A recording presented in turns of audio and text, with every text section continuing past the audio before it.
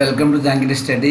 आज हम देखेंगे मार्क्सवाद का अगला जो पार्ट है, सेकंड पार्ट देखेंगे अभी। इसमें वर्ग संघर्ष का सिद्धांत, वर्ग संघर्ष सिद्धांत, कम्युनिस्ट मैनिफेस्टो 1848 में मार्क्स का द्वंद्वात्मक भौतिकवाद, ऐतिहासिक भौतिकवाद, मूल्य सिद्धांत, वर्ग संघर्ष सिद्धांत पर आधारित है। मार्क्स अपनी पुस्तक कम्युनिस्ट मैनिफेस्टो जो 1848 में लिखी गई, प्रथम वाक्यांश में कहता है कि अब तक का इतिहास वर्ग संघर्ष का इतिहास है। इसी पुस्तक में उन्होंने कहा कि अब तक का इतिहास वर्ग संघर्ष का इतिहास है। एंगल्स ने अपनी पुस्तक origin of family, private property and state में लिखता है कि पहली शोषक संस्था परिवार है और पीड़ित वर्ग महिला है। एंगल्स ने क्या कहा,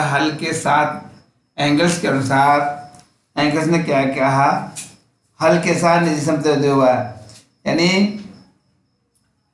जो भी विकास परिवार के साथ ही क्या बताया उसने कि हर चीज के साथ निजी संपत्ति का उदय हुआ है। हल के साथ निजी संपत्ति उदय हुआ है।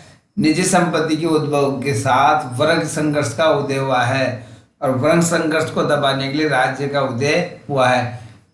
जैसे उनके मित्र एंगल्स ने एक किताब लिखी थी, origin of family, private property and state में लिखता है कि पहली शोषक संस्था परिवार है। यानी हम शोषण की अगर देखते हैं शुरुआत, तो सबसे पहले आपको मिलेगी अभी परिवार में। परिवार को पहली शोषक संस्था माना जाता है और पीड़ित वर्ग उसमें कौन होती है? महिला। आप सभी देखते हो कि महिलाएं शोषण का शिकार, ज़्यादातर महिलाएं शोषण का शिकार होती है। एंगल्स ने इसी के लिए एंगल्स के अनुसार जब निजी संपत्ति का उदय हुआ तो निजी संपत्ति उद्गम के साथ ही वर्ग संघर्ष हुआ। निजी संपत्ति यानी खुद की संपत्ति, ऐसी भावना होने के साथ ही वर्ग संघर्ष हुआ और वर्ग संघर्ष को दबाने के लिए राज्य का निर्माण हुआ। यह राज्य किसके लिए हुआ? वर्ग संघर्ष कैसे हुआ? देखो पता है आपको, पूंजीपति अपनी रक्षा के लिए राज्य नामक संस्था को आवश्यक मानते हैं, ठीक है। और वर्ग संघर्ष क्या है? देखो वर्ग क्या है? मार्क्स के अनुसार जिस समूह के एक समान आर्थिक हित होते हैं उसे वर्ग कहते हैं, जैसे श्रमिक वर्ग, पूंजीपति वर्ग इत्यादि। वर्ग मैंने बताया आपको, जिस समूह के एक समान आर्थिक हित, अगर जिस समूह के एक समान आर्थिक हित होते हैं वो क्या कहलाएगा? वर्ग कहलाएगा। जैसे श्रमिक, तो श्रमिक सबके एक समान श्रमिक कार्य करते तो लगभग सबकी मजदूरी समान होती है और उनकी आर्थिक स्थिति एक जैसी होती है श्रमिकों की। ऐसी नहीं कि बहुत ज़्यादा अंतर हो। पूंजीपति है तो सब अमीर लोग होते हैं, उनकी स्थिति एक जैसी होती है समाज में, तो वो वर्ग बनते हैं पूंजीपति वर्ग। और पूंजीपतियों से पूंजीपति वर्ग बन गया और श्रमिकों श्रमिक वर्ग और कर्षक से कर्षक वर्ग, ऐसे वर्गों का निर्माण होता है। तो इस पर आर्थिक समान होते हैं, वही क्या कहलाएगा बेटा? वर्ग। अब है संघर्ष क्या होता है? संघर्ष का व्यापक अर्थ है संतोष, रोष व असहयोग। ये इसका व्यापक अर्थ है। संघर्ष किसे कहेंगे? जिसमें असंतोष हो, रोष हो, असहयोग हो, ऐसे संघर्ष लड़ाई, वो इसी में दर्द है। इसका व्यापक अर्थ होता है असंतोष, रोष व असहयोग। यानी हम एक रोष के अंदर हो, यानी असहयोग नहीं करे, वो सब क्या कहलाएंगे इसके अंदर? संघर्ष। अब हम देखते हैं वर्ग संघर्ष की आलोचना। जैसे कोई भी चीज़ है, कोई भी वस्तु है या कोई भी सिद्धांत है, अगर उसकी विशेषता है, गुण है, तो उसकी आलोचना भी है। यानी कोई भी चीज़ जैसे रात है तो दिन है, इसी प्रकार इसकी आलोचना कैसे की गई है? जैसे इसकी आलोचना की गई विद्वानों द्वारा, यह सिद्धांत एकांगी व दोषपूर्ण है। वर्ग संघर्ष सिद्धांत क्या बताया? पहले आलोचना किया है इसकी एकांगी व दोषपूर्ण, तो ये सिद्धांत एकांगी व दोषपूर्ण है। सेकंड है सामाजिक जीवन का मूल तत्व सहयोग है, संघर्ष नहीं। यह सिद्धांत क्या बोलता है कि सामाजिक जीवन का मूल तत्व संघर्ष है, मगर आलोचक कहते हैं कि सामाजिक जीवन का मूल तत्व सहयोग है, संघर्ष नहीं है। सामाजिक जीवन सहयोग से चलता है, असहयोग से, संघर्ष से नहीं चलता है, ठीक है। उसी प्रकार जो थर्ड है, इसमें समाज में केवल दो वर्ग ही नहीं होते हैं। इसमें समाज में केवल दो वर्ग बताए, पूंजीपति वर्ग और श्रमिक या पूंजीपति वर्ग, मगर ऐसा संभव नहीं है। समाज में केवल दो ही वर्ग नहीं होते हैं, समाज में अनेकों वर्ग हो सकते हैं। नेक्स्ट है सामाजिक आर्थिक वर्ग में अंतर होता है। सामाजिक वर्ग आर्थिक वर्ग में बहुत अंतर होता है। सामाजिक वर्ग अलग होता है, आर्थिक वर्ग अलग होता है, ठीक है। और नेक्स्ट है क्रांति श्रमिक वर्ग की बजाय बुद्धिजीवी वर्ग से संभव है। क्रांति मजदूरों की बजाय बुद्धिजीवी वर्ग भी कर सकता है, उससे भी संभव है। ये नहीं कि क्रांति केवल गरीब लोग करेंगे, विद्रोह केवल गरीब लोग करेंगे और बुराई केवल गरीब लोग करेंगे, बुद्धिजीवी वर्ग में भी संभव है। तो ये भी दोषपूर्ण है। नेक्स्ट है समस्त इतिहास पर संघर्ष का इतिहास नहीं है, मार्क्स के सिद्धांत ने सर्व वर्ग में जागृत की है। यानी ये बताता है कि संपूर्ण इतिहास क्या है, जब अब तक का इतिहास वर्ग संघर्ष ऐसा नहीं है, अब तक का इतिहास वर्ग संघर्ष का इतिहास नहीं है। तो मार्क्स के सिद्धांत ने सर्व वर्ग में जागृति उत्पन्न की है। तो इस प्रकार इसमें ये मैंने आपको आलोचनाएं बताई सिद्धांत की, वर्ग संघर्ष सिद्धांत की। अगला हम देखते हैं अतिरिक्त मूल्य का सिद्धांत, जो मार्क्स ने एडम स्मिथ और रिकार्डो से ग्रहण किया था। मैंने पहले बताया था आपको, इस सिद्धांत को हम पढ़ेंगे अतिरिक्त मूल्य क्या होता है और ये सिद्धांत क्या है, इसको ध्यान से समझो बेटा। मार्क्स ने अपनी पुस्तक में रिकार्डो से प्रभावित होकर अतिरिक्त मूल्य का सिद्धांत दिया। रिकार्डो डेविड स्मिथ थे, तो रिकार्डो से प्रभावित उन्होंने अतिरिक्त मूल्य का सिद्धांत दिया। रिकार्डो एक पूंजीपति विचारक है जो श्रम मूल्य का सिद्धांत प्रस्तुत करता है। रिकार्डो देखे जाए तो एक पूंजीपति विचारक है जिसने श्रम मूल्य का सिद्धांत दिया। रिकार्डो का कहना था कि किसी वस्तु की कीमत का निर्धारण श्रम द्वारा होता है। रिकार्डो क्या कहता है कि किसी वस्तु की कीमत का निर्धारण कैसे किया जाएगा, श्रम द्वारा। तो रिकार्डो का सिद्धांत था श्रम मूल्य का सिद्धांत, यानी श्रम से मूल्य का निर्धारण होता है। तो उन्होंने बताया था कि वस्तु की कीमत का निर्धारण कैसे, कितने लोगों ने काम किया, कैसे श्रमिक थे, उससे इसकी कीमत का निर्धारण होता है। मार्क्स के अनुसार बाजार में माल परिचालन का सामान्य सूत्र है CMC, अर्थात एक वस्तु के साथ बाजार में आना, उसे बेचकर मुद्रा कमाना था, मुद्रा से मनवाज से दूसरी वस्तु खरीदकर बाजार देना। इसमें क्या होता है, जैसे एक वस्तु के लिए हम क्या करेंगे, बाजार में आएंगे, उसे बेचेंगे, उसके बाद पैसे लेंगे, पैसे दूसरी वस्तु खरीद लेना, ये होता है माल परिचालन का सिद्धांत। माल उत्पादन की एक खास मंजिल पर मुद्रा पूंजी में बदल जाती है। पूंजी के परिचालन का सूत्र MCM, अर्थात पूंजीपति मुद्रा M के साथ बाजार में आता है। श्रम शक्ति नामक खरीद कर उसे एक नया माल बनाता है, जिसे बेचकर की मुद्रा M1 कमा लेता है। समझ में आ रही बेटा, इसे M को मार्क्स अतिरिक्त मूल्य कहता है, जो परिचालन में डाली गई मुद्रा के आरंभिक मूल्य में वृद्धि है। अब देखो अतिरिक्त मूल्य को मैं अब और इसमें आ भी रहा है, और देखो यानी पूंजीपति वर्ग जो भी अतिरिक्त मूल्य बचता है, जैसे मजदूरी लागत सबको देने के बाद जो मूल्य बचता है, तो मजदूरों को नहीं देके उसको खुद हड़प लेता है, और वो अतिरिक्त मूल्य का सिद्धांत है, वो मजदूरों से ले लेता है, मजदूरों को अपनी पूरी मजदूरी नहीं देता है। अब इसमें बताया गया, देखो ध्यान से, मुद्रा जब अतिरिक्त मूल्य का सृजन करने लगती है तो पूंजी बन जाती है। मुद्रा जब अतिरिक्त मूल्य का सृजन करने लगती है तो पूंजी बन जाती है। पूंजीपति निर्वाह मजदूरी पर मजदूर की पूरी श्रम शक्ति खरीद लेता है। इस तरह मजदूर अपनी निर्वाह मजदूरी यानी अपने विनिमय मूल्य के अतिरिक्त जो श्रम करने में बाध्य है, उससे पैदा होने वाला मूल्य अतिरिक्त मूल्य है।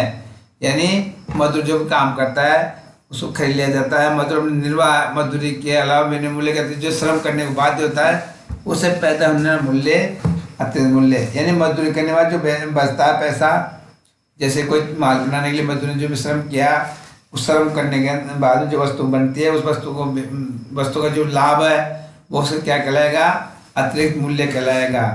ये मजदूर को नहीं मिलता है, इसे पूंजीपति द्वारा हड़प लिया जाता है। जैसे इसका उदाहरण समझ लो, जैसे मान लो एक 100 रुपये की एक वस्तु के निर्माण में 100 रुपये लगते हैं, और जब वस्तु बनती है तो 150 रुपये में बिकती है।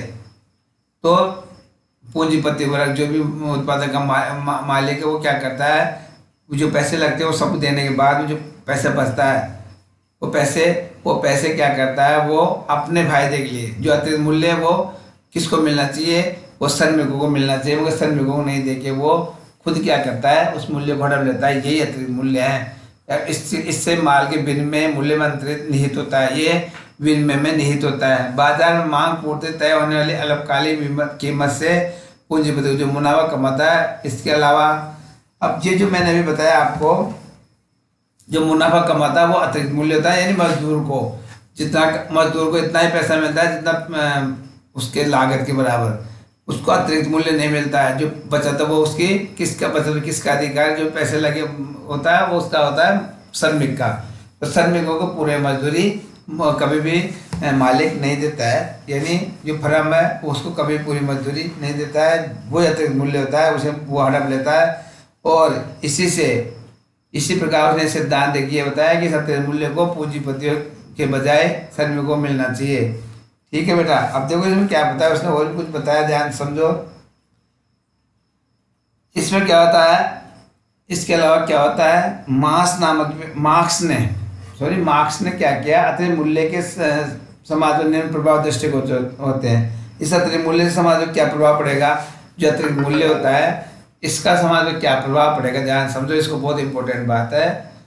श्रमिकों की दयनीय दशा, क्योंकि जो अतिरिक्त मूल्य उसको मिलता नहीं है, उससे वो मालिक अपने काम में ले लेता है, और श्रमिकों की स्थिति क्या हो जाती है, दयनीय दशा, यानी उनको केवल अपने मूलभूत आवश्यकता के अतिरिक्त जो कुछ भी नहीं मिलता है, तो उनकी स्थिति कैसी हो सकती है, अगर कम है उनकी स्थिति कैसी, दयनीय स्थिति होती है, वो कुछ भी बचत नहीं कर सकते।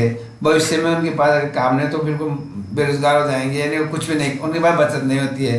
दूसरा, सर्वहारा क्रांति का कारण, यानी आखिरी में मजदूर लोग जो सर्वहारा गरीब है वो क्रांति कर सकते हैं, किस लिए, इस कीमत के लिए, इस अतिरिक्त मूल्य के लिए।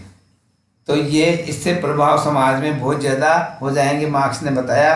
इसके अलावा अतिरिक्त जनसंख्या कारण, और जनसंख्या वृद्धि का जो अतिरिक्त जनसंख्या है ये भी इसका एक मुख्य कारण है। अतिरिक्त जनसंख्या को इसको वो लाभ नहीं मिल पाता है, वो मिलना चाहिए, वो लाभ नहीं मिल पाता है।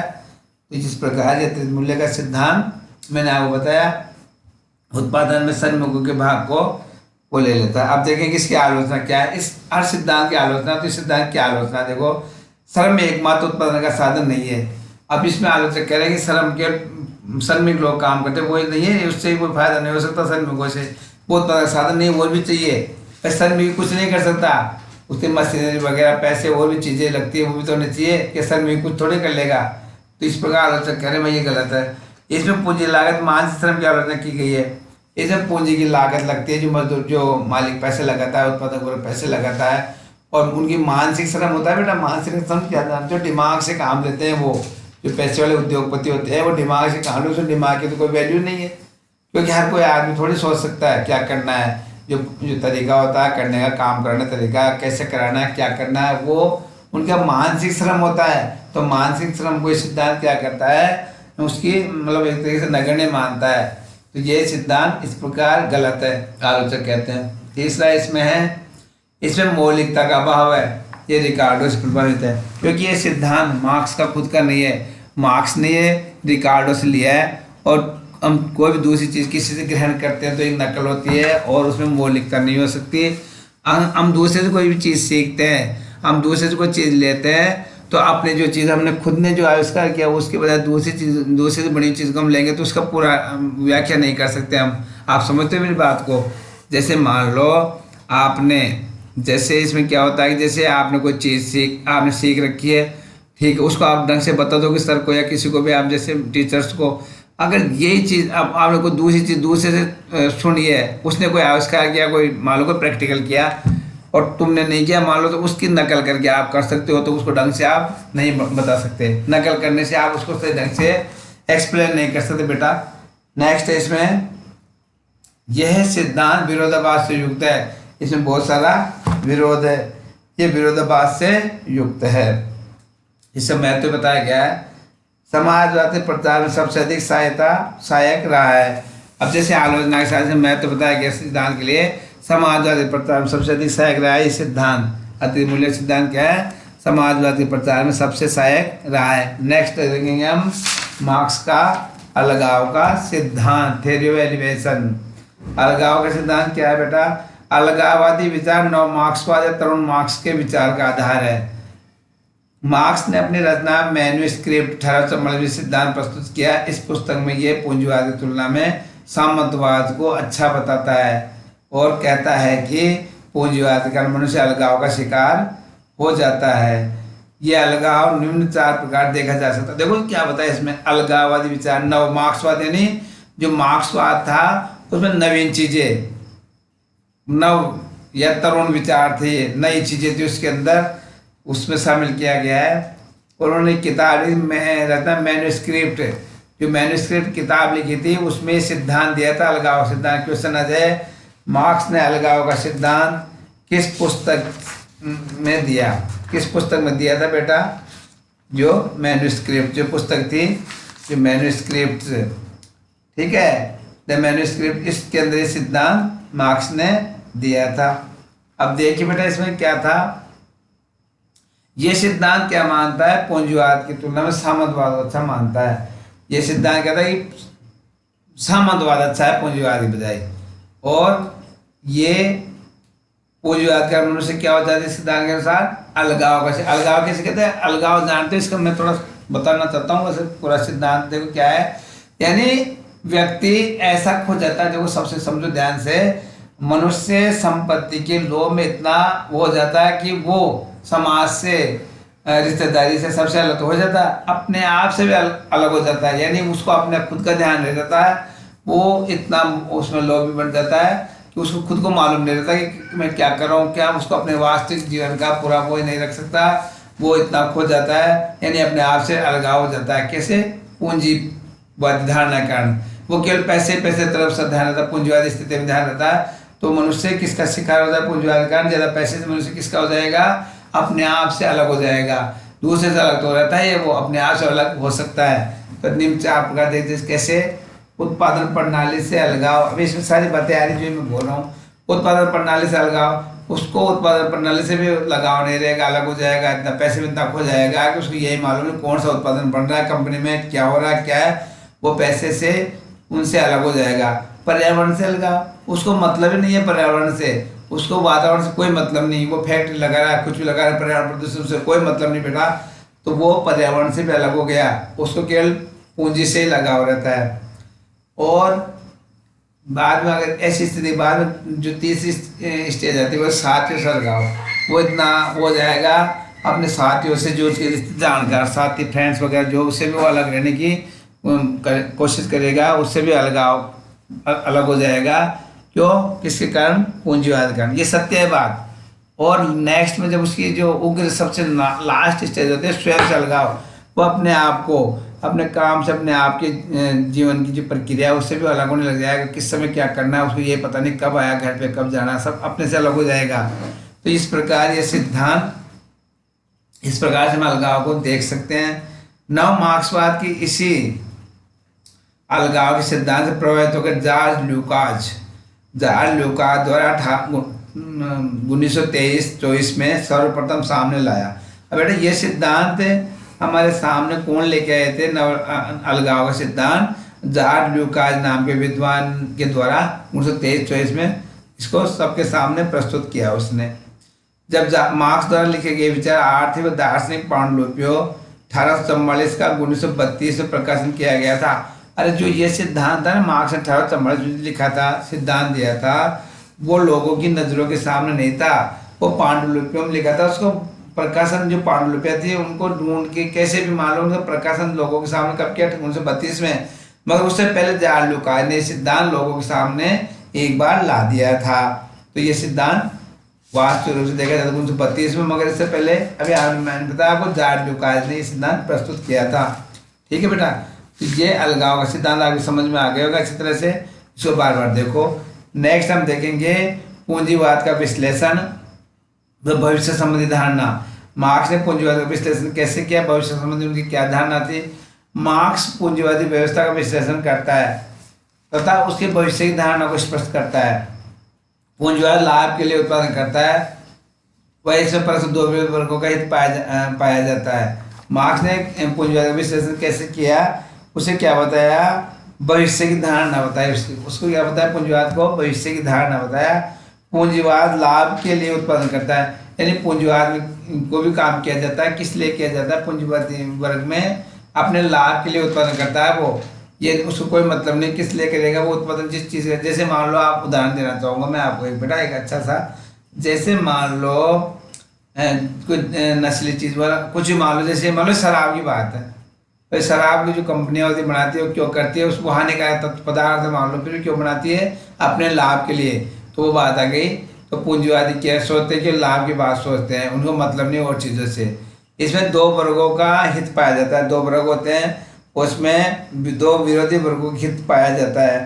पूंजीपतियों की पूंजी में निरंतर वृद्धि होती है, पूंजीपतियों की जो उसमें क्या होती है, पूंजी में निरंतर वृद्धि होती जाती है, जिससे अति उत्पादन संकट उत्पन्न हो जाता है। और ज़्यादा वृद्धि होगी तो क्या होगा, बहुत ज़्यादा उत्पादन संकट उत्पन्न हो जाता है, यानी उत्पादन बहुत ज़्यादा हो जाता है, अति उत्पादन। अरे पैसे आएंगे तो ज़्यादा लगाएंगे तो ज़्यादा उत्पादन से क्या हो गया, अति उत्पादन संकट उत्पन्न हो जाता है। इसके बाद पूंजीपतियों के प्रतियोगिता तत्व का अंत हो जाता है, वह पूंजीवाद की समाप्ति होती है। अब ये कह रहा है कि इससे क्या होता है कि ज़्यादा उत्पन्न हो जाएगा तो कंपटीशन कैसे होगा, प्रतियोगिता कैसे होगी, क्योंकि चीज़ें तो बहुत ज़्यादा मिल रही है तो लोग लेना है पसंद नहीं करेंगे, कितनी मिल जाएगी कि वो तो बस जो भी है ठीक है ले लो जो भी है, क्योंकि बहुत सारी रहेगी मात्रा में।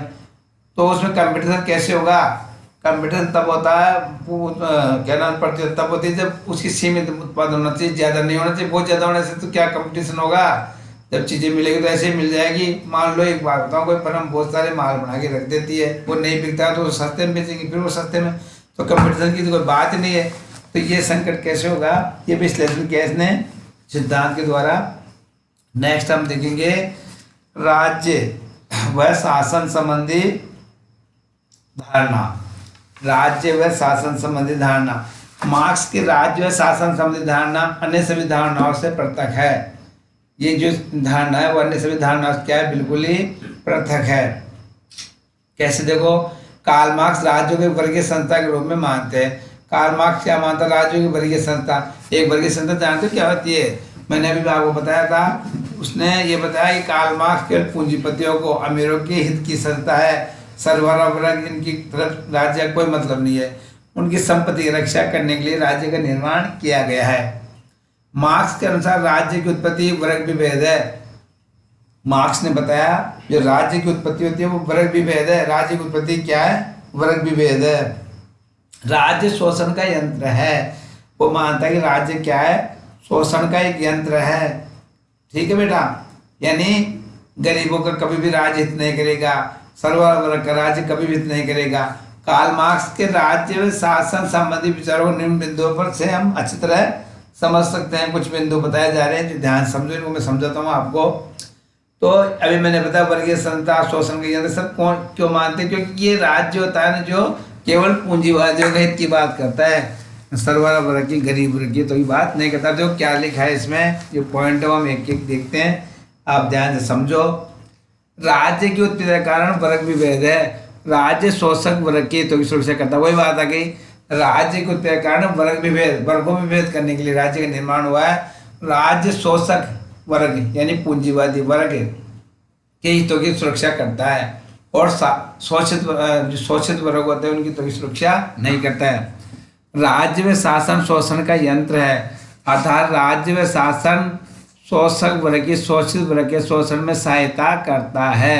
राज्य शासन क्या है, शोषण का यंत्र है, अर्थात राज्य क्या करता है, शोषक वर्ग की शोषित वर्ग से सहायता करता है। शोषण में क्या करता है, सहायता, यानी राज्य किसकी तरफ रहता है, केवल शोषण वर्ग की तरफ, शोषक वर्ग की तरफ, और उनकी शोषक वर्ग की वो क्या करता है, हमेशा सहायता करता है। नेक्स्ट है संक्रमण काल में सर्वहारा वर्ग का नायकत्व है। राज्य की समाप्ति या शोषक वर्ग की समाप्ति तो कुछ समय के लिए सर्वहारा वर्ग अर्थात श्रमिक और कर्षक वर्ग का नायकत्व रहेगा, जिसे राज्य पूंजीवाद बुजुर्ग वर्ग के बचे अवशेषों को समाप्त किया जा सके। अब देखो ध्यान से, कुछ समय बाद में ऐसी स्थिति भी आ सकती है जब राज्य क्या करेगा, सर्वहारा वर्ग जो निर्धन वर्ग है, सर्वहारा वर्ग का नायकवाद राज्य हो जाएगा, जब इनका शासन हो जाएगा तो राज्य क्या करेगा, फिर शोषक वर्ग जो पूंजीवादियों की सहायता कर रहा ना, उनकी क्या करेगा, ये उनकी संपत्ति को, उनके अवशेषों को समाप्त करने की कोशिश करेगा। और ये किसकी मदद करेगा, फिर श्रमिकों कर्षकों का मदद करेगा। सर्वहारा वर्ग में कौन कौन है, श्रमिक व कर्षक वर्ग। तो राज्य क्या हो जाएगा उस समय, पूंजीवादी वर्ग को खत्म करने के, उसके अवशेषों को समाप्त किया जा ऐसी स्थिति करेगा, यानी अवशेषों को समाप्त कर देगा वो, यानी किसकी तरफ राज्य हो जाएगा बाद में, किसकी तरफ, सर्वहारा वर्ग की तरफ। तो ये स्थिति में राज्य विभिन्नता वर्ग विभिन्न समाज की स्थापना आधार प्रस्तुत करता है। ये राज्य विहीन और वर्ग विहीन समाज की स्थापना क्या करता है, आधार प्रस्तुत करता है मार्क्स। तो मार्क्स में शासन विचार आपको पता है यह। अब देखेंगे हम उसकी क्या आलोचना है। आलोचना देखिए बेटा, राज्य एक वर्गीय संगठन नहीं है वरन एक नैतिक संगठन है। आलोचना जो दे रखा है कि राज्य एक वर्गीय संगठन नहीं, राज्य नैतिक संगठन है, वर्गीय संगठन कदापि नहीं है, ये एक नैतिक संगठन है। सेकंड है, वर्तमान में राज्य सर्वहारा वर्ग का शत्रु न होकर मित्र है जो सर्वहारा वर्ग के कल्याण हेतु कार्य करता है। पता है आपको, अरे हम वर्तमान स्थिति की बात करते हैं मार्क्स के अलावा, तो आप सभी जानते हो राज्य किसका इसका शत्रु है, गरीबों का नहीं है ना। आप नहीं देखते हो बेटा, कई योजनाएं आती रहती है, कई योजनाएं आती रहती है, जैसे वर्तमान में राज्य सर्वहारा वर्ग का शत्रु न होकर मित्र जो सर्वहारा कल्याण की यानी गरीबों की बात करता है। कोई कौन सी योजना है, जैसे जनधन योजना, बीपीएल योजना है ना, जनधन योजना, उज्ज्वला योजना, कई योजनाएं आप देखते हो, आपको मालूम है पेपर पे आती है। तो किसकी सहायता कर रहे हैं वर्तमान में, वो गरीबों की सर्वहारा वर्ग की सहायता कर रहे हैं, दुश्मन नहीं है। मगर वो मार्क्स क्या कहता है कि ये गरीबों का दुश्मन है राज्य। तो इस प्रकार उसकी आलोचना, ये गलत बात है मार्क्स की। राज्य अस्थायी वरन स्थायी है, वो कहता है राज्य अस्थायी है, राज्य कभी भी नष्ट हो जाएगा। अरे राज्य कभी नष्ट नहीं होता है, वो स्थायी है। इस प्रकार कुछ आलोचक इनकी आलोचना कर रहे हैं, तो आपको समझ में आए तो ये है आलोचक। नेक्स्ट बता रहा हूँ इस आलोचना में, मार्क्स द्वारा राज्य के विलुप्त होने की धारणा कपोल कल्पित है। मार्क्स कहता है कि राज्य विलुप्त हो जाएगा, राज्य समाप्त होगा, तो ये धारणा क्या है, कपोल कल्पित है, कल्पना है। कैसे हो सकता है, राज्य कभी नष्ट होता है, नहीं हो सकता। तो मार्क्स के विद्वानों ने आलोचना की है, उनके सिद्धांत की अच्छा एक उनकी कुछ आलोचना मैंने आपको बताई। ठीक है बेटा, ये आपको याद करनी है, इन चीज़ों को सबको आपको ध्यान समझना है। तो इस प्रकार हम आलोचना देखते हैं। नेक्स्ट हम देखेंगे लोकतंत्र। लोकतंत्र धर्म और राष्ट्रवाद के संबंध में मार्क्सवाद की धारणा। लोकतंत्र, धर्म, राष्ट्रवाद। तो लोकतंत्र तुम सभी जानते हो, जनता का जनता के लिए, जनता का जनता के लिए, जनता के द्वारा शासन। हमारे देश में लोकतंत्र, कई देशों में लोकतंत्र है। धर्म सभी जानते हो, लोकतंत्र मतलब होता है प्रत्यक्ष प्रति लोकतंत्र। तो प्रत्यक्ष लोकतंत्र तुम जानते हो क्या होता है, जहाँ पे जनसंख्या कम है यहाँ पे प्रत्यक्ष लोकतंत्र है। तो इसके बारे में, लोकतंत्र के बारे में, धर्म तुम जानते हो धर्म क्या होता है, उस सब के बारे में क्या कहता है मार्क्स। राष्ट्रवाद, मार्क्सवाद की क्या धारणा है, यानी मार्क्सवाद में क्या बताया, इन चीज़ों के बारे में क्या धारणा उन लोगों की क्या है और क्या कहते हैं वो, लोकतंत्र के बारे में क्या विचार है, धर्म के बारे में क्या देखते हैं कि को। मार्क्स लोकतंत्र, धर्म और राष्ट्रवाद तीनों को शोषित वर्ग के शोषण का साधन मानता है। मार्क्स कहता है कि जो लोकतंत्र है, जो लोकतंत्र, धर्म और राष्ट्रवाद क्या है, तीनों ही शोषित वर्ग के शासन है। जो भी शासन करने वाला वर्ग है ना, उसके शोषण का साधन है ये लोकतंत्र, धर्म और राष्ट्रवाद। यानी ये क्या करेंगे, गरीबों पर अत्याचार करने के साधन के रूप में काम आते हैं सब चीज़ें। कौन, लोकतंत्र, धर्म और राष्ट्रवाद। तो धर्म को अफीम की संज्ञा देता है, वो धर्म को अफीम की संज्ञा देता है। क्वेश्चन बनता है, धर्म को अफीम की संज्ञा देता है या धर्म को अफीम की संज्ञा देने वाला विचारक कौन है। तो आपको याद रखना है कार्ल मार्क्स। वो अफीम क्या होती है, नशीली चीज। तो धर्म को नशीली चीज मानता है। देखिए आगे, धर्म श्रमिकों का शोषण करता है। वो कह रहा है धर्म श्रमिकों का क्या करता है, शोषण करता है। मार्क्स कहता है कि मजदूरों का कोई देश नहीं होता। मार्क्स ये कहता है कि मजदूरों का कोई देश नहीं होता, इसलिए वो विश्व के संपूर्ण मजदूरों को एक होने का संदेश देता है। यानी सभी मजदूरों को एक होने का संदेश देता है। एक विचार देश में नहीं, मैं बोल रहा हूँ दुनिया के मजदूरों एक हो जाओ, दुनिया के मजदूरों एक हो जाओ। तुम्हारे पास पाने खोने के लिए कुछ भी नहीं है और पाने के लिए पूरा विश्व पड़ा है। तो ये नारा आपको समझ में आया। वो कहता है सभी मजदूरों को किसमें, तो इस प्रकार ये मैंने आपको बताया एक होने का संदेश देता है वो। इस प्रकार ये राष्ट्रवाद की अवधारणा को व्यर्थ बताता है। और राष्ट्रवाद की अवधारणा क्या मानता है, कार्ल मार्क्स व्यर्थ है। मार्क्सवादी कार्यक्रम 4 चरण है। देखो तो उसने क्या कहा कि राष्ट्रवाद की कोई धारणा गलत है, कोई राष्ट्रवाद कुछ नहीं है। यानी हमें मजदूरों को एक होना है बस, कुल मिला के, तब जाके उसका कुछ होगा, राष्ट्र कुछ नहीं करेगा। ठीक है बेटा। और देखो क्या बताया इसमें, मार्क्सवादी कार्यक्रम 3 चरण थे। यानी मार्क्सवादी कार्यक्रम के इसने कितने बताए, 4 चरण बताए। जो 4 चरण मैं आपको बता रहा हूँ, 4 चरण है, ध्यान देखो। पहला है पूंजीवादी व्यवस्था के विरुद्ध क्रांति। मार्क्सवाद जो पहला चरण है उसका क्या है, पूंजीवादी व्यवस्था के विरुद्ध क्या करना चाहिए, क्रांति। नेक्स्ट है संक्रमण काल के लिए सर्वप्रकार, जब संक्रमण फैल जाएगा, ये संक्रमण मतलब सब जगह ये बात फैल जाएगी, सर्ववर्ग का हितों का ध्यान नहीं रखा जा रहा है, तो सब मजदूरों को एक होकर क्या कर लेंगे, वो उनका क्रांति कर लेंगे और फिर सर्ववर्ग का शासन स्थापित हो जाएगा। समझ गए, संक्रमण काल के द्वारा, संक्रमण समझते हो आप, फैलाना, ठीक है। थर्ड है राज्य विहीन वर्ग विहीन समाज की स्थापना, अर्थात पूर्ण साम्यवाद की स्थापना। और इससे क्या हो जाएगा, राज्य विहीन, राज्य नहीं रहेगा, वर्ग भी नहीं रहेगा और पूर्ण साम्यवाद की स्थापना हो जाएगी, तो ये स्थिति आ जाएगी। नेक्स्ट है साम्यवादी समाज तकनीकी दृष्टि से प्रगतिशील उन्नत समाज होगा। जो साम्यवादी समाज सॉरी बेटा, साम्यवादी समाज क्या होता है, तकनीकी दृष्टि से प्रगतिशील व उन्नत होगा। वो कैसा होगा, प्रगतिशील होगा, उन्नतशील होगा।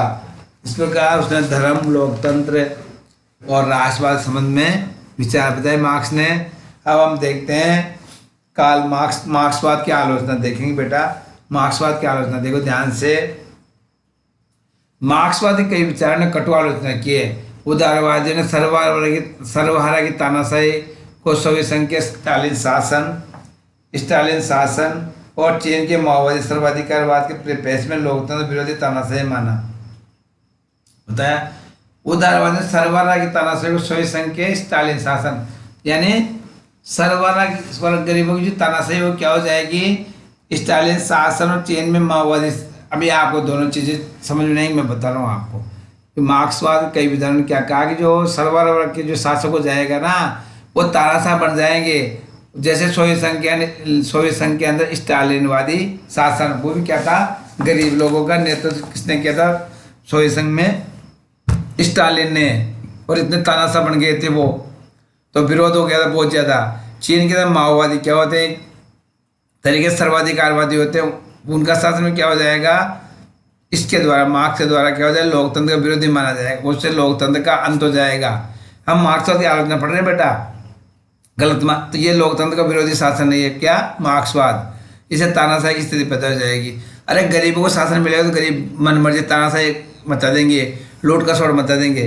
वास्तव में सर्वहारा की तानाशाही सोवियत संघ में सर्वहारा पर तानाशाही की। अरे सोवियत संघ के अंदर जब स्टालिन का शासन था, तो स्टालिन, मैंने भी बताया आपको, वो गरीब लोगों की नेतृत्व कर रहा था और वह तानाशाही स्थापित हो गई थी। आगे देखते हैं हम इसमें। कार्ल पॉपर ने मार्क्सवाद की तुलना एक ऐसे बंद समाज से की है जहाँ लोकतंत्र और स्वतंत्र दोनों का अभाव रहता है। विद्वान कार्ल पॉपर ने मार्क्सवाद की तुलना एक ऐसे समाज से की कि जहाँ लोकतंत्र और स्वतंत्र दोनों का अभाव है। वहाँ लोकतंत्र नहीं हो सकता, मार्क्सवाद है वहाँ एक बिल्कुल भी लोकतंत्र नहीं होता, और समाज बंद समाज है, यानी ये जो समाज है बंद है, लोकतंत्र स्वतंत्र दोनों का अभाव रहता है। लोकतंत्र भी नहीं रह सकता और स्वतंत्रता भी मार्क्सवाद में कभी नहीं रहेगी। समझ आ रही बेटा। तो इस प्रकार विद्वान इसकी बहुत तरीके से आलोचना कर रहे हैं। इस पर देखते बर्नस्टीन ने, जो बर्नस्टीन ने अपनी पुस्तक विकासवादी समाज 1899 में लिखी तथा कार्टस्वी ने अपनी पुस्तक सर्वहारा की तानाशाही में मार्क्सवाद के वृक्ष संघर्ष, क्रांति और सर्वहारा की तानाशाही के सिद्धांतों को शांतिपूर्ण व संवैधानिक सुधार के आधार पर अनुचित बताया। उन्होंने कहा कि अगर उस पुस्तकों में जो विद्वान थे बर्नस्टीन ने विकासवादी समाज में और कार्टस्वी ने सर्वहारा की तानाशाही में क्या कहा, जो सिद्धांत शांतिपूर्ण संवैधानिक सुधार के आधार पर अनुचित है। अगर क्रांति का सहारा लेंगे तो ये उचित नहीं है। रोजा लग्जेमबर्ग ने अपनी पुस्तक रूसी क्रांति 1940 में क्या लिखा, शासन पर जन नियंत्रण के अभाव, प्रेस की स्वतंत्रता के अभाव के कारण मार्क्सवाद की आलोचना है। यानी मार्क्सवाद में क्या कहा गया है कि शासन में जन नियंत्रण का अभाव पाया जाता है, प्रेस को स्वतंत्र नहीं होता, इसलिए मार्क्सवाद की आलोचना है। वस्तुतः मार्क्सवाद के वर्ग संघर्ष सिद्धांत समाज में निरंतर संघर्ष की बात करते हुए सभी प्रकार के सहयोग एवं समन्वय की संभावना समाप्त कर देता है। अब मार्क्स ने जो सिद्धांत दिया था ना बेटा, कौन सा वर्ग संघर्ष सिद्धांत, इससे क्या होता है बेटो, इससे क्या समाज में निरंतर संघर्ष होता रहता है, शांति नाम की चीज नहीं रहती है और हमेशा संघर्ष होता ही रहेगा। और संघर्ष होने से क्या होगा, कभी भी शांति और समाज का हित नहीं हो सकता और समन्वय की बात समाप्त हो जाती है। तो ये सिद्धांत मार्क्स ने दिया जो गलत है, वर्ग संघर्ष सिद्धांत ये बिल्कुल अनुचित है। तो विद्वानों ने कई प्रकार से आलोचना की है। हम देखते हैं आगे क्या है, उन्होंने क्या कहा। ऐसे सतत सामाजिक हिंसा और बाधा स्थिति बनी रहती है। मार्क्सवाद के अनुसार समाज के लिए आर्थिक आधार पर विभाजन भी सत्य से परे है। समाज के लिए जो आर्थिक, ये बताया मैंने, आर्थिक आधार पर विभाजन भी सत्य से परे है। उसने क्या बताया था कि आर्थिक आधार पर प्रयोगों का विभाजन है वो गलत है। वस्तुतः अन्य सामाजिक कारकों यथा धर्म, नस्ल, जाति, प्रजाति इत्यादि के आधार पर विभाजन होते हैं। अरे मार्क्स तो बेटा के लिए यही बता रहा था कि जो भी अंतर होता है समाज विभाजन किससे होता है, आर्थिक आधार पर, पैसे के आधार पर लोग बढ़ जाते हैं। नहीं, ये संभव नहीं है। सामाजिक कारण भी होते हैं, कुछ सामाजिक कारण भी जिसके द्वारा भी कई विभाजन हो जाते हैं। कई जैसे कैसे धर्म के आधार पर जाति, तो धर्म के आधार पर अलग अलग जातियाँ बन जाती, नस्ल बन जाती, प्रजाति बन जाती है। तो ये विभाजन केवल आर्थिक आधार पर नहीं है, वो अन्य कारकों के आधार पर विभाजन होता है। इसलिए पदार्थ पर अधिक महत्व व्यर्थ है। उसने बताया पदार्थ पर देखो क्या बताया, पदार्थ पर अत्यधिक महत्व दिया था उसने, वो व्यर्थ है। व्यवहार में मार्क्सवादी अनुभव अत्यधिक पीड़ादायक है। यानी व्यवहार में हम देखें तो जो मार्क्सवादी अनुभव क्या है, बहुत ही पीड़ादायक है, बहुत ही घातक है। सोवियत संघ, पूर्वी यूरोप, चीन, कंबोडिया, क्यूबा, उत्तरी कोरिया मार्क्सवादी हिंसा, लोकतंत्र, दमन तथा बाधित विकास के पर्याय के रूप में सामने आए हैं। अब आपको बात बताना चाहूँगा बेटा, जैसे जो यूरोपीय देश है, सोवियत संघ है, कंबोडिया, चीन, इसमें क्या हुआ, इस मार्क्सवाद के कारण बहुत ज़्यादा हिंसा हुई है। जो आपके सामने आते हैं, माओवादी चीन के अंदर बहुत हिंसा करते हैं। स्टालिन का जब शासन था वहाँ बहुत विद्रोह हुआ, ठीक है। और यूरोप में भी कई देशों में, कंबोडिया के देशों में लोकतंत्र का बहुत बुरी तरह दमन हुआ, क्योंकि सरबराह वर्ग की तानाशाही से क्या हो गया, सबको उन्होंने अपनी मनमर्जी से करना शुरू कर दिया, किसी के नियंत्रण में नहीं रहे। और विकास के मार्ग में भी कई अवरोध आए। विकास का मार्ग क्या हो गया, बिल्कुल ही समाप्त हो गया। ठीक है बेटा, आगे देखो, मार्क्सवाद की आलोचना निम्न आधार पर की जा सकती है। और आलोचना जैसे हम कैसे कहते हैं, कुछ आधार देखो ध्यान समझो। अब मैंने इसमें आलोचना पढ़ रहे हैं तो कुछ पॉइंटर, कुछ नियम उसमें आपको अच्छी तरह समझ में आ जाए। तो विद्वान ने कुछ अलेक्जेंडर ग्रे नामक विद्वान ने भी आलोचना इस प्रकार लेकर पॉइंटों के आधार पर प्रदर्शित किया है, वो भी हम देख लेते हैं एक बार। अलेक्जेंडर ग्रे के अनुसार निसंदेह मार्क्स ने अपने विचारों का निर्माण करने वाले तत्व अनेक स्रोतों से लिए, लेकिन उसने उन सबका प्रयोग एक ऐसी इमारत निर्माण हेतु किया है जो स्वयं उसके अपने नमूने किए। अब इसमें क्या लिखा उन्होंने, अलेक्जेंडर ग्रे साहब ने ये लिखा है बेटा कि मार्क्स ने जो भी लिया वो अनेक उनके विचार अनेक चीज़ों से लिए। मैंने अभी बताया था ना आपको, पहले चैप्टर में आए थे, जिसके पहले भाग में बताए थे कहाँ से क्या लिया, अर्थशास्त्र से क्या लिया, तो सबसे अलग अलग उन्होंने लिया। फिर भी इसी तो ये क्या है, तो ये अलग चीज़ों से फिर क्या कहने मतलब जैसे ये इमारत के निर्माण है तो क्या, जैसे इमारत के निर्माण में अलग अलग चीज़ों से करते हैं, उसी प्रकार एक अच्छी इमारत बन जाती है। उसी प्रकार मार्क्स का जो मार्क्सवाद सिद्धांत है वो भी एक अच्छी इमारत तरह में नज़र आता है। फिर भी कुछ आलोचनाएं जो हम देखते हैं, कैसी आलोचनाएं देखो ध्यान से। उन्होंने क्या कहा, नंबर 1 है जड़ तत्व चेतना तत्व को पूर्ण रूप में अलग कर पाने में असमर्थ रहा है। मार्क्स जड़ तत्व, जो जड़ तत्व है बिल्कुल वह, और चेतना तत्व को अलग करने में वह असमर्थ रहा है, उनको अलग नहीं कर पाया। वो जड़ तत्व में स्वतः परिवर्तन संभव नहीं है। जो भी जड़ तत्व है जिसमें चेतना नहीं है, जैसे पेड़ है, कुछ भी है, वो कभी भी उनमें परिवर्तन नहीं हो सकता। ये गलत है कि वो कुछ कर सकती है, जड़ वस्तु कुछ भी नहीं कर सकती है, उसमें चेतना होना जरूरी है। नेक्स्ट है, इस सिद्धांत में मौलिकता का अभाव है। जो मार्क्स ने सिद्धांत दिया उसमें मौलिकता नहीं है, हम उसको मौलिक रूप से नहीं बता सकते, क्योंकि वो एक जगह कहीं में हमको वास्तव रूप से एक जगह से हम उसको नहीं, भाई इस सिद्धांत से लिया गया, किस में से लिया गया, उसको हम नहीं बता सकते। मौलिक चीज़ वो होती है जिसका कुछ आधार होता है, जैसे कोई आधार, अनेक आधार है, तो ये मौलिकता का इस सिद्धांत में अभाव है। नेक्स्ट है, मार्क्सवाद हिंसा व क्रांति को प्रोत्साहन देता है। मार्क्सवाद क्या करता है बेटा, हिंसा व क्रांति को प्रोत्साहन देता है, बड़ा संघर्ष की बात करता है, तो ये गलत है। नेक्स्ट है जो आलोचना है, व्यक्तिगत स्वतंत्रता के लिए घातक। यह सिद्धांत व्यक्तिगत स्वतंत्रता के लिए बहुत ही घातक है, बहुत ही हानिकारक है। नेक्स्ट है, द्वंद्वात्मक भौतिकवाद व इतिहास की आर्थिक व्याख्या एक पक्षी व काल्पनिक है। जिसने द्वंद्वार्थ भौतिकवाद इतिहास या आर्थिक का सिद्धांत दिया वो एक पक्षीय है और वो काल्पनिक है, वास्तव में नहीं होता है। ठीक है, तो इसकी जो ये सिद्धांत है उसमें क्या एक पक्षी काल्पनिक उसने बताया, एक पक्षी काल्पनिक बताया। नेक्स्ट है राज्य की विलुप्त होने की धारणा काल्पनिक है। अरे राज्य कभी नष्ट नहीं होता है, उसने कहा कि राज्य विलुप्त हो जाएगा, समाप्त हो जाएगा, ये धारणा बिल्कुल ही काल्पनिक है, वो कल्पना कर सकता है, ऐसा संभव नहीं है। नेक्स्ट है मार्क्सवाद राज्य को शोषण का यंत्र मानता है जो अनुचित है। मार्क्सवाद क्या कहता है, हमें पढ़ा आपने कि राज्य शोषण का यंत्र है, मगर ये बात बिल्कुल सही नहीं है, जो अनुचित है। क्यों? राज्य के शोषण का यंत्र आप देखते हो, वर्तमान में देखते हो आप, राज्य कौन कौन सी गरीबों के लिए योजनाएं, जैसे स्कॉलरशिप बच्चों के लिए, गरीब बच्चों के लिए शिक्षा, सब कुछ कर रहा है, वो राशन की व्यवस्था कर रहा है। तो हम कैसे कह सकते हैं राज्य शोषण करता है? राज्य शोषण थोड़ी करता है, राज्य तो पोषण करता है बेटा, करता कि नहीं करता बच्चों? तो राज्य क्या करता है? शोषण नहीं पोषण करता है। तो ये गलत बात है, मार्क्स की इस प्रकार आलोचना की गई, ये कह रहा है अलेक्जेंडर के अनुसार ये आलोचना। नेक्स्ट है लोकतंत्र राष्ट्रवाद और धर्म के संबंध में मार्क्सवादी दृष्टिकोण उचित है। लोकतंत्र राष्ट्रवाद धर्म के संबंध में मार्क्सवाद ने क्या कहा था, मैंने बताया आपको। उन्होंने धर्म को अफीम की संज्ञा दी, ऐसे नशा बताई, ऐसा थोड़ी है वास्तव में, धर्म नशा थोड़ी है, अफीम की तरह थोड़ी धर्म का हम ज़्यादा यूज करेंगे तो हम उसके आदि हो जाएंगे, मतलब नशेली मर जाएंगे, नहीं, ये गलत है।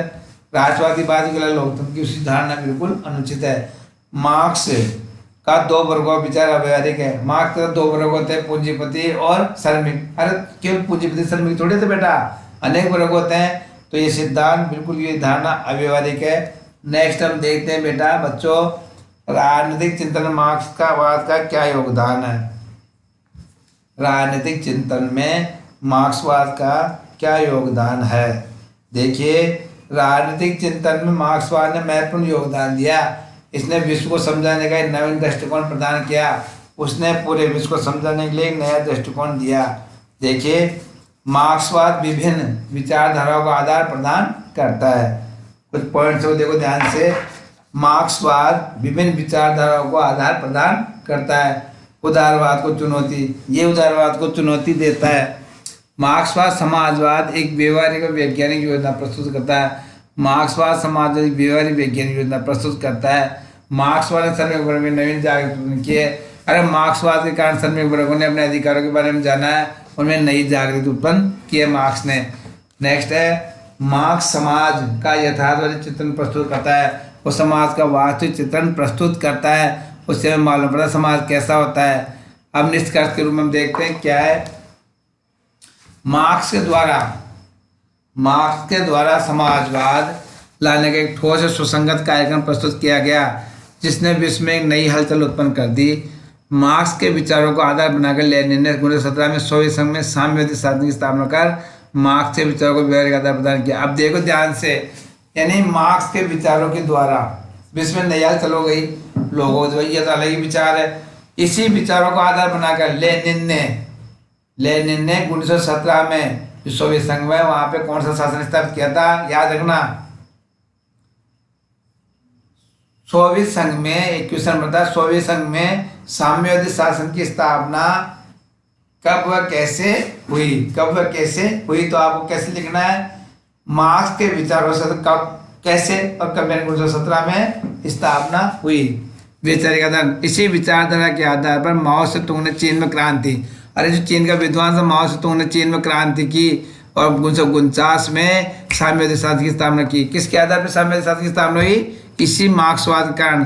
तो इसको हम देखें तो मार्क्सवाद ऐसा वैसा नहीं, ये सिद्धांत बहुत ही महत्वपूर्ण सिद्धांत है। दो शासन याद रखना, चीन में जो साम्यवादी शासन किसके द्वारा हुआ था? इसी मार्क्सवादी विचारों के द्वारा। मार्क्सवाद का पूंजीवाद ने अपने आप को सुधारने का प्रयास किया और लोक कल्याण के राज्य का धोरण का उदय हुआ।